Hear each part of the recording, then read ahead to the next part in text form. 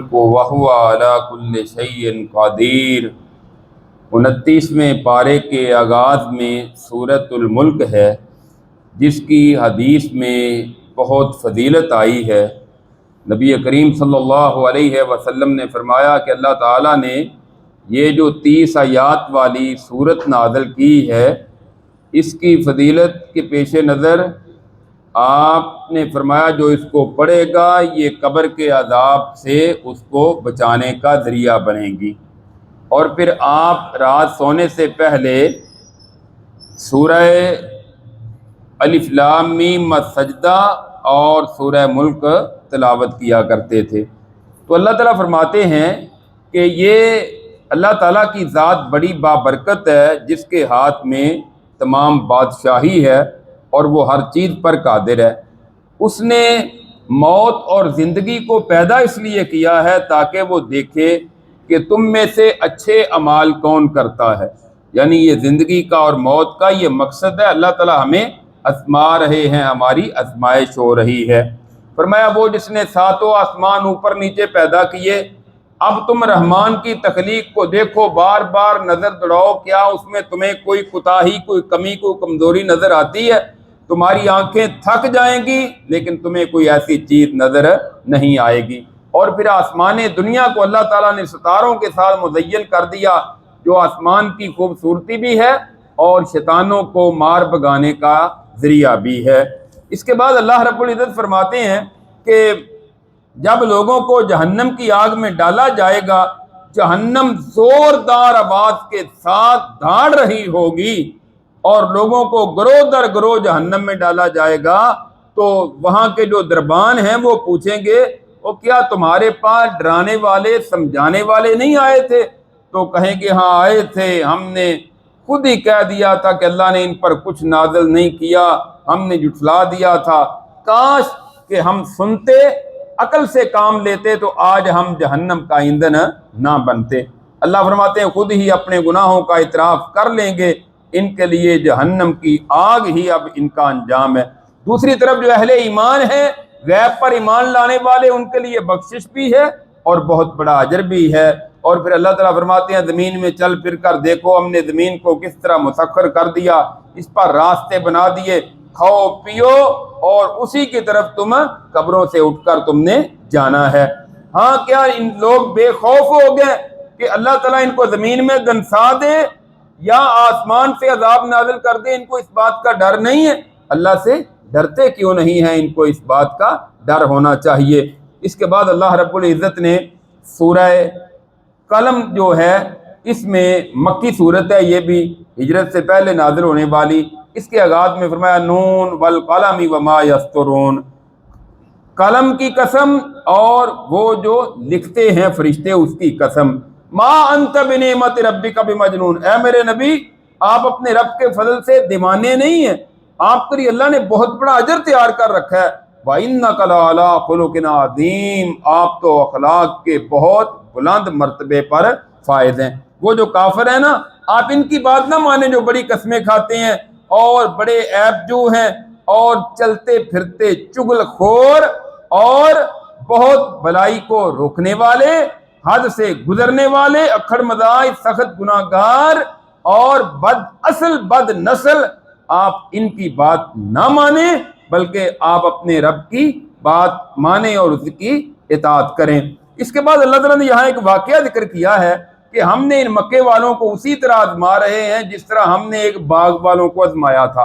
یہ کہتے ہیں کہ یمن کا علاقہ جو ہے صنعاء، وہاں ایک باغ تھا بہت بڑا، تو اس باغ کے اندر لوگ، اس کا جو مالک تھا وہ باغ کے جو آمدن ہوتی تھی ایک حصہ اپنی ذات پر خرچ کر لیتا، ایک حصہ باغ پر خرچ کرتا اور ایک حصہ جو ہے وہ اللہ کے راستے میں غرباء پر، مساکین پر صدقہ خیرات کیا کرتا تھا۔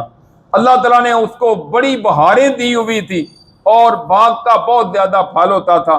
جب یہ فوت ہو گیا، پیچھے اس کی اولاد کہنے لگی ہمارے باپ کو سمجھ نہیں تھی، اپنا باغ اپنا پھل اور دے غریبوں کو دیتا ہے، یہ کیا ہے، اس طرح نہیں کرنا چاہیے تھا۔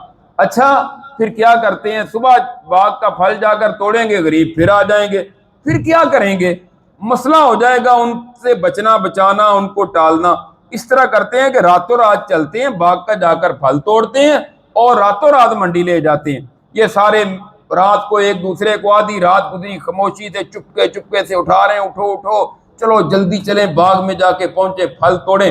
وہاں پہنچے، جا کر دیکھا کہ سارے کا سارا باغ جل کر راکھ ہو گیا۔ ایک کہتا ہے جو ان میں سے ذرا تھوڑا سا سمجھدار تھا، کہتا ہے کوئی کہیں راستہ تو نہیں بھول گئے؟ وہ کیا ہو گیا؟ ہمیں راستے کا پتہ تو نہیں چل رہا، کہیں غلط راستے پر نہ آ گئے؟ وہ نہیں راستہ نہیں بھولے، بس غلط کر لیا ہے۔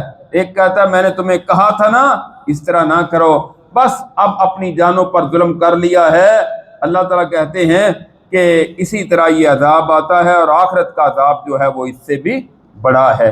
تو جو بھی اپنے مال کو اللہ کے راستے میں خرچ کرنے سے روکتا ہے، اس پر پھر اسی طرح وبال آتا ہے، اور پھر اس کی ہلاکت اور تباہی جو ہے وہ یقینی ہوتی ہے۔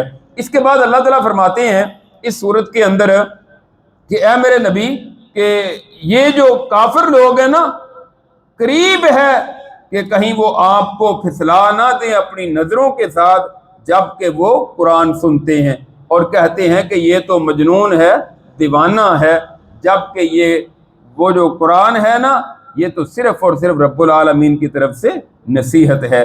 اس کے بعد سورۃ الحاقہ ہے۔ الحاقہ یہ بھی مکی صورتوں میں سے ہے۔ الحاقہ کا معنی ہے ثابت ہونے والی۔ کیا ہے ثابت ہونے والی؟ تمہیں کیا معلوم ثابت ہونے والی کیا ہے؟ یہ وہی کھڑکھڑانے والی قیامت ہے جس کو سمود اور عاد نے جھٹلا دیا تھا۔ قیامت کے کئی ایک نام قرآن کریم میں ذکر ہوئے ہیں، ان میں سے ایک الحاقہ بھی ہے۔ اللہ فرماتے ہیں سمود جو ہے ان کو تو حد سے گزرنے والی آواز نے ہلاک کر دیا، چیخ آئی، اور قوم عاد جو تھی، قوم عاد ان پر 8 دن اور 7 راتیں مسلسل تیز آندھی چلتی رہی، اور ان کو اٹھا اٹھا کر پھینکتی تھی اوپر، گردنیں الگ کھجور کے تنوں کی طرح ان کے جسم پڑے ہوئے تھے۔ اللہ نے پوری قوم کو ہلاک کر دیا۔ اب آپ کو ان میں سے کوئی باقی نظر آ رہا ہے؟ سب ختم ہو گیا، کوئی ان میں سے باقی نہیں بچا۔ اس کے بعد اللہ تعالیٰ فرماتے ہیں کہ جب سور پھونک دیا جائے گا اور زمین اٹھا لی جائے گی، پہاڑ ٹوٹ کر ریزہ ریزہ کر دیے جائیں گے، اور پھر اس دن قیامت واقع ہو جائے گی، آسمان پھٹ جائے گا اور بالکل کمزور ہو جائے گا، فرشتے اس کے کناروں پر ہوں گے، اور تیرے رب کے عرش کو اس دن 8 فرشتے اٹھائے ہوئے ہوں گے، تم اپنے رب کے سامنے پیش کیے جاؤ گے۔ ہاں، جس کے نیک مال زیادہ ہوئے، نیکیاں زیادہ ہوئی، اس کو دائیں ہاتھ میں نامہ مال دیا جائے گا۔ وہ خوشی خوشی کہے گا او دیکھو، او میرا رزلٹ آ گیا ہے، او میرا مال نامہ، آج مجھے جنت کا سرٹیفکیٹ مل گیا ہے، مجھے امید تھی اللہ مجھے جنت عطا کرے گا۔ اللہ کہیں گے جا رہ جنت میں موج کر، کھاؤ پیو، جو دنیا میں اعمال کرتے تھے آج اس کا یہ بدلہ میں نے تمہیں دیا ہے۔ جن کو الٹے ہاتھ میں نامہ مال مل گیا، جن کے گناہ زیادہ تھے، یہ کہے گا ہائے افسوس، وہ حساب کا دن آتا ہی نہ، وہ یہ فیصلہ نہ ہوتا، میرے مال نے جو میں نے سنبھالا دنیا میں جوڑا جمع کیا، اس نے آج کوئی فائدہ نہیں دیا، وہ سب کچھ فنا ہو گیا، ہلاک ہو گیا، میری سلطنت ختم ہو گئی۔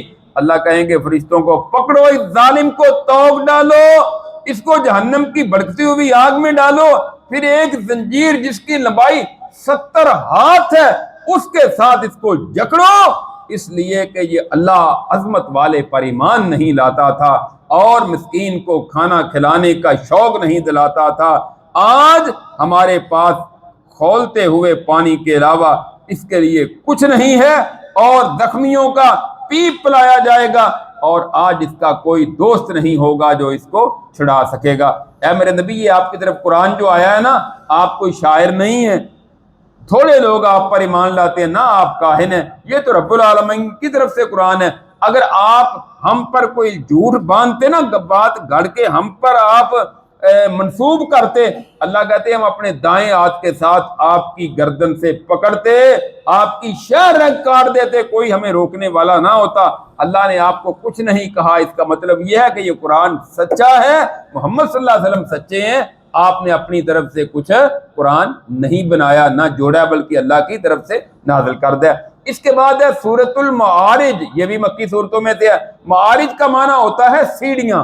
اس صورت میں اللہ تعالیٰ نے ذکر کیا ہے کہ سوال کیا ایک سوال کرنے والے نے عذاب کا جو واقع ہونے والا ہے، کافروں پر اسے کوئی ٹالنے والا نہیں ہے، اس اللہ کی طرف جو اونچے درجوں والا ہے، اونچی سیڑھیوں والا، یعنی اللہ کی طرف چڑھتے ہیں، فرشتے چڑھتے ہیں، نیک مال چڑھتے ہیں، تو اونچے درجات والا ہے۔ تو فرمایا اس دن کے لیے جس دن کی مقدار 50,000 سال کے برابر ہوگی، اور وہ ایسا دن ہوگا کہ جس دن آسمان پگھلے ہوئے تانبے کی طرح ہو جائے گا، پہاڑ رنگی ہوئی اون کی طرح ہو جائیں گے، اور اس دن کوئی دوست کسی سے نہیں پوچھے گا، بندہ دیکھے گا کہے گا کاش آج کے دن میں اپنے عذاب سے بچ جاؤں، میرے بیٹے کو عذاب دے دیا جائے، بیوی کو عذاب دے دیا جائے، میرے بھائی کو جہنم میں پھینک دیا جائے، میرا خاندان کنبہ قبیلہ اور حتیٰ کہ جتنے بھی زمین میں ہیں سب کو جہنم میں آج ڈال دیا جائے، صرف مجھے اکیلے کو بچا لیا جائے۔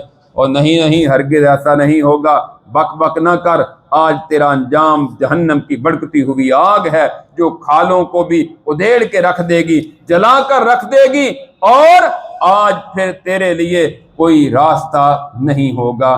اس کے بعد اللہ تعالیٰ فرماتے ہیں ہاں وہ لوگ کہ جو ایمان لانے والے ہیں اور ان کے مالوں میں دوسروں کا حق ہے، سوال کرنے والوں کا، محروم لوگوں کا، جو قیامت کے دن کی تصدیق کرتے ہیں، وہ لوگ اپنے رب کے عذاب سے ڈرتے ہیں، اور وہ لوگ اپنی شرمگاہوں کی حفاظت کرتے ہیں، اور وہ لوگ حد سے آگے نہیں بڑھتے، اپنی امانتوں کی، اپنے عہد کی پاسداری کرتے ہیں، اور اپنی شہادتوں گواہیوں پر قائم رہنے والے ہیں، اپنی نمازوں کی حفاظت کرنے والے ہیں، ان کا اللہ کے ہاں بہت بڑا مقام ہے، ان کی بڑی عزت ہے۔ اس کے بعد سورہ نوح ہے۔ سورہ نوح کے اندر اللہ تعالیٰ نے حضرت نوح علیہ السلام کا ذکر کیا ہے کہ ہم نے نوح علیہ السلام کو ان کی قوم کی طرف بھیجا، انہوں نے جا کے اپنی قوم کو ایک اللہ کی توحید کی دعوت دی کہ ایک اللہ کی عبادت کرو، اسی سے ڈرو، میں تمہیں ڈرانے والا سمجھانے والا۔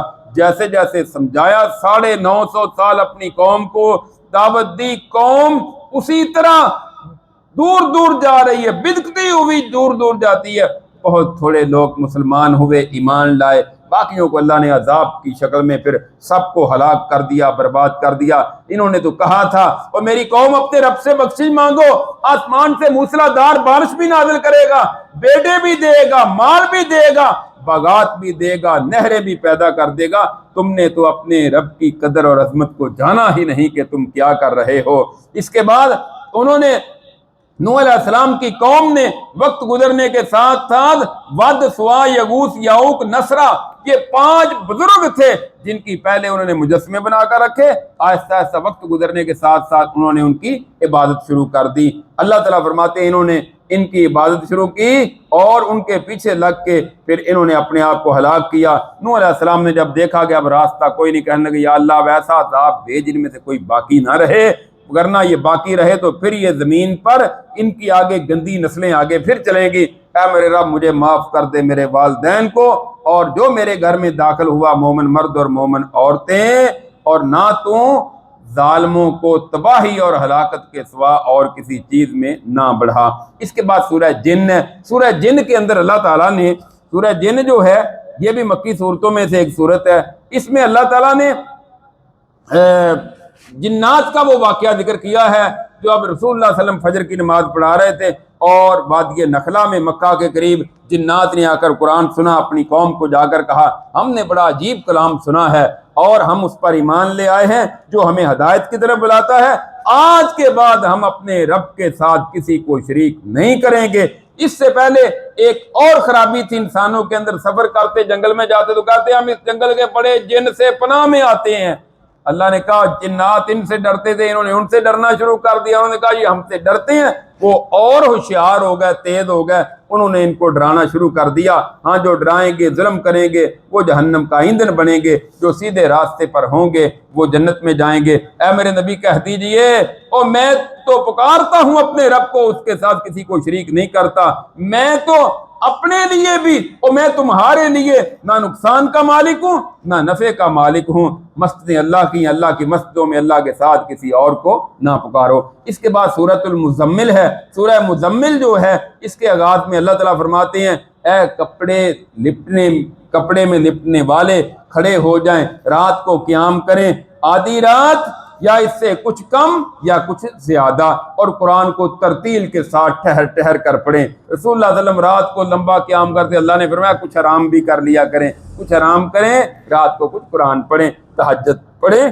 اس کا اہتمام کریں، اور اپنے رب کے ساتھ ہر طرف سے کٹ کر مکمل طور پہ اللہ کی تسبیح کریں، اور وہ اللہ جو مشرق و مغرب کا مالک ہے، اس کے علاوہ اور کوئی الہ نہیں ہے، اسی کو اپنا کارساز بنا لیں اور اسی کی بات۔ ہاں، آپ سے پہلے بھی ہم نے بھیجا تھا اپنے رسولوں کو، فرعون کی طرف بھی آئے تھے، اس نے بھی نافرمانی کی، پھر ہم نے ان کو پکڑ لیا، اور بھی اس طرح بڑی بڑی قوموں کو پکڑا تھا۔ اس کے بعد سورۃ المدثر ہے۔ سورہ مدثر کے آغاز میں یہ دوسری وحی ہے قرآن کریم کی۔ پہلی وحی ہے اقرا بسم ربک الذی خلق، 6 ماہ بعد اس کے بعد وحی نہیں نازل ہوئی، پھر یہ وحی نازل ہوئی، صحیح بخاری میں ہے۔ اللہ نے فرمایا اے لحاف میں لپٹنے والے کھڑے ہو جائیے، اب ڈرائیے اپنی قوم کو، اپنے رب کی بڑائی بیان کریں، اپنے کپڑے پاک صاف رکھیے اور پلیدی کو چھوڑ دیجئے، یعنی آپ کے ذریعے آپ کی قوم مکے والوں کو سمجھایا جا رہا ہے کہ ناپاکی نہ کرو، پلیدگی کو چھوڑ دو اور پاکیزگی اختیار کرو، اور اپنے رب کی بڑائی بیان کرو، اور جو نا احسان کیجئے زیادہ طلب کرنے کے لیے دوسرے سے امید رکھ کے اس پر احسان نہ کریں۔ اسی صورت میں اللہ تعالیٰ نے آگے جا کر پھر فرشتوں کا ذکر کیا ہے کہ 19 فرشتے جہنم کی آگ پر مقرر ہوں گے۔ جب یہ قرآن کے یاد نازل ہوئی نا، ابو جہل کہنے لگا 19 فرشتے، یہ کون سی کو بڑی بات ہے، ہم میں سے 10 بندے ایک ایک فرشتے کو پکڑیں گے تو جہنم میں کیا کر لیں گے فرشتوں کو، نعوذ باللہ۔ اسی طرح ایک اور ظالم مکے میں تھا، وہ بدبخت کہنے لگا 19 فرشتے، 17 فرشتوں کو تو میں اکیلا سنبھال لوں گا، اور باقی 2 کو تم سارے بھی نہیں پکڑ سکتے۔ یعنی ایسی ایسی بکواس کرتے تھے یہ کفار۔ اللہ نے پھر ان کو جہنم میں ہمیشہ کے لیے ڈال دیا کہ جو پھر تمہارا انجام یہی ہے۔ اس کے بعد اللہ تعالیٰ نے ذکر کیا ہے کہ جنتی جنت میں جائیں گے، جہنمی جہنم میں چلے جائیں گے۔ جنتی پوچھیں گے یا اللہ وہ لوگ کہاں ہیں، ہمارے عزیز و قارب رشتہ دار، ماں باپ بہن بھائی بیٹے؟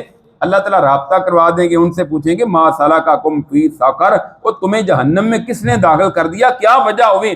وہ آگے سے جواب دیں گے لم نک من المصلین، ہم نماز نہیں پڑھتے تھے، ولم نک نطعم المسکین، کسی مسکین کو کھانا نہیں کھلاتے تھے، وکنا نخوض مع الخائضین، اور ہم فضول باتوں میں مشغول رہنے والوں کے ساتھ لگے رہتے تھے، وکنا نکذب بیوم الدین، اور ہم قیامت کے دن کو بھی جھٹلاتے تھے، حتی اتانا الیقین، یہاں تک کہ موت آ گئی، فما تنفعہم شفاعۃ الشافعین، اللہ کہتے ہیں کسی سفارش کرنے والے کی سفارش ان کے کام نہیں آئے گی۔ انہوں نے کوئی نصیحت حاصل نہیں کی بلکہ منہ پھیر لیا۔ یہ ان گدھوں کی طرح ہے جو شیر کو دیکھ کر بھاگتے اور بھدکتے جاتے ہیں، جو قرآن کی آیات سے ہدایت نہیں لیتے۔ اللہ نے کہا یہ گدھوں جیسے ہیں، ان کی کیفیت جو شیر سے ڈر کر بھاگتا ہے۔ اس کے بعد ہے سورۃ القیامہ، اس کے آغاز میں اللہ تعالیٰ نے قسم کھائی لا اقسم بیوم القیامہ، قسم کھاتا ہوں قیامت کے دن کی، قسم کھاتا ہوں بہت ملامت کرنے والے نفس کی۔ کیا انسان نے یہ سمجھ لیا کہ ہم اس کی ہڈیوں کو جمع نہیں کر سکیں گے؟ کیوں نہیں، ہم طاقت رکھتے ہیں، اس کے ایک ایک پور کو درست کریں گے، ایک ایک پور کو، ایک ایک جوڑ کو درست کریں گے۔ بلکہ انسان تو چاہتا ہے گناہ کرتا جائے، آگے چلتا جائے۔ یسأل ایان یوم القیامہ، پھر کہتا ہے اچھا قیامت کا دن کب ہوگا؟ ہاں، پھر جب پتھرا جائیں گی آنکھیں اور بے نور ہو جائے گا چاند، اور اکٹھے کر دیے جائیں گے سورج اور چاند، اس دن انسان کہاں ہوگی تیرے بھاگنے کے لیے جگہ، پھر کوئی نجات کا راستہ تیرے لیے نہیں ہوگا، لہذا آج سمجھ جا۔ اس کے بعد اللہ تعالیٰ نے فرمایا لا تحرک بہ لسانک لتعجل بہ ان علینا جمعہ وقرآنہ فاذا قرأناہ فاتبع قرآنہ۔ اے میرے نبی، جب جبریل قرآن لے کر آتے ہیں نا تو آپ سنیں خاموشی کے ساتھ۔ پہلے آپ قرآن ساتھ ساتھ پڑھتے تھے، اللہ نے کہا آپ ساتھ ساتھ نہ پڑھیں، آپ سنیں، آپ کے قلب اطہر پر قرآن لے کر آتے ہیں، آپ سنیں خاموشی سے، جب وہ مکمل پڑھ لیں گے نا ہم آپ کو یاد کروا دیں گے، آپ کو بھولے گا نہیں، یہ ہماری ذمہ داری ہے۔ اور اس کا قرآن کا ساتھ ساتھ بیان بھی، اس کی وضاحت، اس کی تفصیل، یہ سب ہم آپ کو یاد کروا دیں گے، آپ کو قرآن یاد ہو جائے گا۔ یہ آپ کے سینے میں ہم نے قرآن جمع کر دینا ہے، اور پھر آپ اس کو لوگوں تک پہنچائیں گے۔ اس کے بعد اللہ تعالیٰ فرماتے ہیں सूरत दहर है, इसको सूरत इंसान भी कहते हैं। इंसान पर एक ऐसा वक्त लंबा नहीं गुजरा कि जब वो काबिल जिक्र कोई चीज़ थी ही नहीं, इसका नामो निशान नहीं था। फिर हमने इंसान को पैदा किया एक मिले जुले नुत्फे से ताकि हम उसे आजमाएं, लिहाजा हमने उसे बनाया है खूब सुनने वाला, जानने वाला। फिर हमने दोनों रास्ते उसको दिखा दिए, हदायत का रास्ता, गुमराही का रास्ता। इसमें से जो चाहता है इख्तियार कर ले, साथ उनका अंजाम भी बता दिया। और फिर फरमाया वो लोग जो मसाकीन को, यतीमों को, कैदियों को खाना खिलाते अल्लाह की मोहब्बत में और कहते हम अल्लाह के लिए खिला रहे हैं, हम तुमसे कोई इसका बदला नहीं मांगते और ना हम शुक्रिया चाहते हैं कि हमारा कोई शुक्रिया अदा करे। अल्लाह फरमाते हैं कि ये लोग जन्नतों में जाएंगे, तख्तों पर बैठे होंगे, इनके पास वहां ना धूप लगेगी ना इनको सख्त सर्दी लगेगी, और झुके हुए इन पर दरख्तों के फल होंगे, तरह तरह की नेमतें होंगी, चांदी सोने के प्याले होंगे, ये पी रहे होंगे, जाम चल रहे होंगे, और इन्होंने रेशम का पहना होगा लिबास, और शराबन तोहरा की सलसबील नहर होगी और नहरें चल रही होंगी, रेशमी लिबास पहने हुए ये जन्नती जन्नतों में आराम कर रहे होंगे। लिहाजा ऐसे अमाल करो कि तुम भी जन्नत में चले जाओ। आखिरी सूरत इस पारे की है सूरतुल मुरसलात। अल्लाह ताला फरमाते हैं वल मुरसलात उर्फा फल आसिफात असफा, कसम है उन हवाओं की जो भेजी जाती हैं मुतवातर, फिर उन हवाओं की जो तंदो तेज चलती हैं तूफान बनकर, और उन हवाओं की जो फैलाती हैं खूब फैलाना यानी बादलों को और बारिश को, फिर उन्हें फाड़ कर जुदा जुदा करने वाली हवाओं की, फिर उन फरिश्तों की जो दिल में डालने वाले हैं जिक्र उज़र के लिए या डराने के लिए। यकीनन तुम्हें जिस क़यामत का वादा दिया जाता है वो जरूर वाक़े होने वाली है।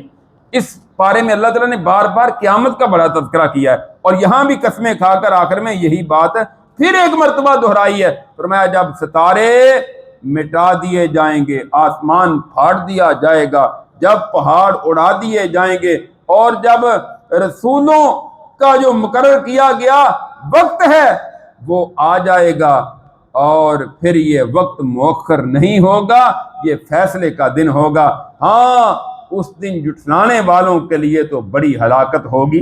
क्या हमने हलाक नहीं किया पहलों को, फिर हमने उनके पीछे लगाए कि पिछलों को? इसी तरह हम करते हैं मुजरमों के साथ। मुजरमों के लिए बड़ी हलाकत है। बार बार अल्लाह ने इस सूरत में इस बात का जिक्र किया है कि मुजरमों के लिए बड़ी हलाकत है। अपनी कई नेमतों का भी जिक्र किया और फिर कई चीज़ों से, अजाबों से डराया, धमकाया ताकि भाग आ जाओ। और इतनी चंगारियां होंगी जहन्नम के अंदर जैसे बड़े बड़े महल होते हैं।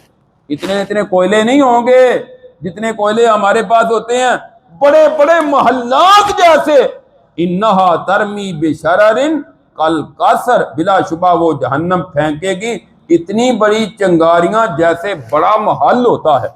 इतनी चंगारियां फेंकेगी, कान्नहु जिमालतुन सुफर, गोया के वो चंगारियां ऊंट हैं स्याही माइल जर्द।